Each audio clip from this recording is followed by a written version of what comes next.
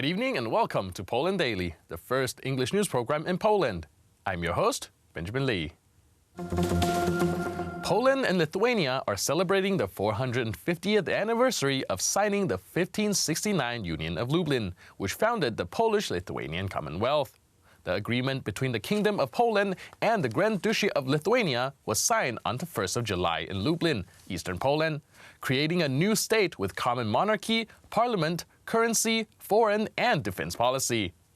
Polish Prime Minister Mateusz Morawiecki, the speakers of both chambers of the Polish Parliament, as well as the Speaker of the Seimas, the unicameral Parliament of Lithuania, and a number of foreign guests from Lithuania, Latvia, Estonia, Czech Republic and Hungary took part in the celebrations held in Lublin on Sunday. The guests laid wreaths at the monument of the PolishLithuanian Union and then discussed the significance of the historic document for contemporary Europe at Lublin's Center for the Meeting of Cultures. A meeting of the Polish-Lithuanian Parliamentary Assembly was also scheduled to be held in the city on Sunday. Polish MPs in June adopted a special resolution saying that the Polish-Lithuanian Union allowed for the emergence of a unique system of statehood and was one of the most important events to take place on the continent in that century.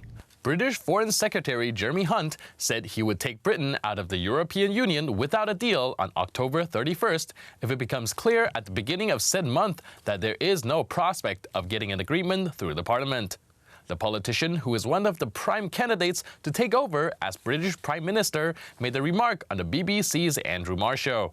Basiling the favourite Boris Johnson to replace Theresa May as Prime Minister, Foreign Secretary Jeremy Hunt told the BBC's Andrew Marr show it was his democratic duty to deliver Brexit on time. You know, the difference between me and Boris is not as big as people are saying. You know, if we got to the end of October and we've got a deal and we're trying to get it through Parliament, but we need a few more parliamentary days, I'm not going to rip up that deal. Boris is. But let me finish. No, Andrew, let me finish.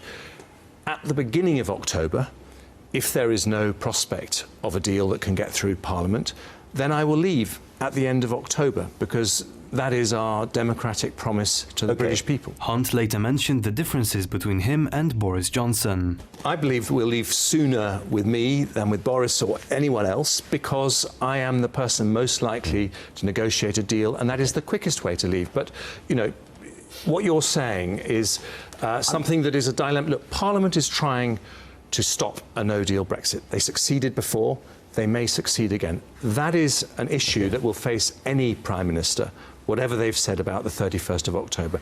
The quickest way to leave the EU is to choose a Prime Minister who can actually get us a deal that can get through Parliament.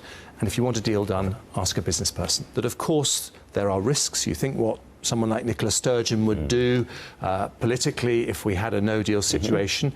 And we would have to get through that. And that is why a no-deal Brexit is not my first choice.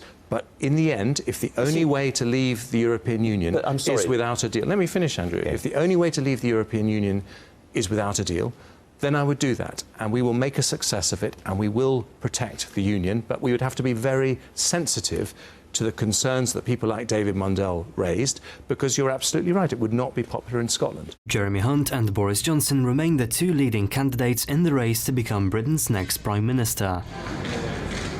Donald Trump just became the first acting president to cross the border between South and North Korea.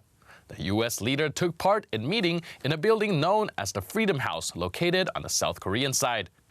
For a moment, the American and North Korean leaders were joined by the president of South Korea, Moon Jae-in. The meeting took place in the village of Panmunjom, located in the demilitarized zone on the border between the two Koreas. Donald Trump crossed the border for a moment and shook hands with Kim Jong-un, becoming the first acting American president to set foot on North Korean soil. The Korean demilitarized zone is one of the most heavily guarded borders of the world.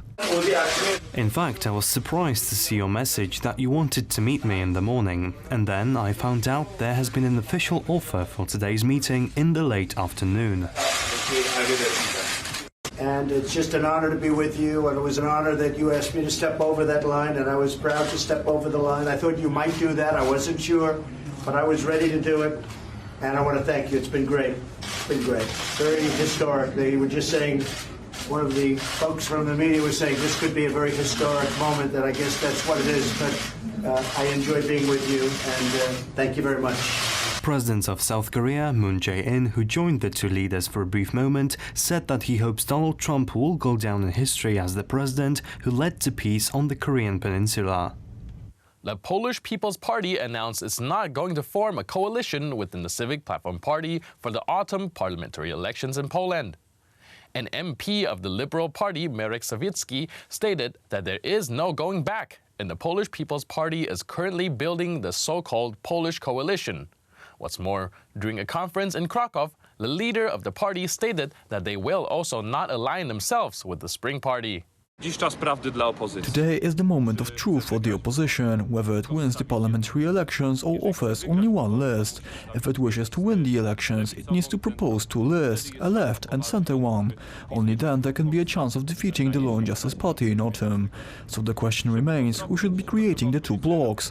There are some parties with which we can form a liberal bloc, an example the Spring Party, since we would lose our voters if we joined forces with them. Then there is the Civic Platform, will it remain central-liberal or join us at the far left side of the Polish political scene? Time will tell, but we need to state clearly what the blocs are, and we can only win with two blocs.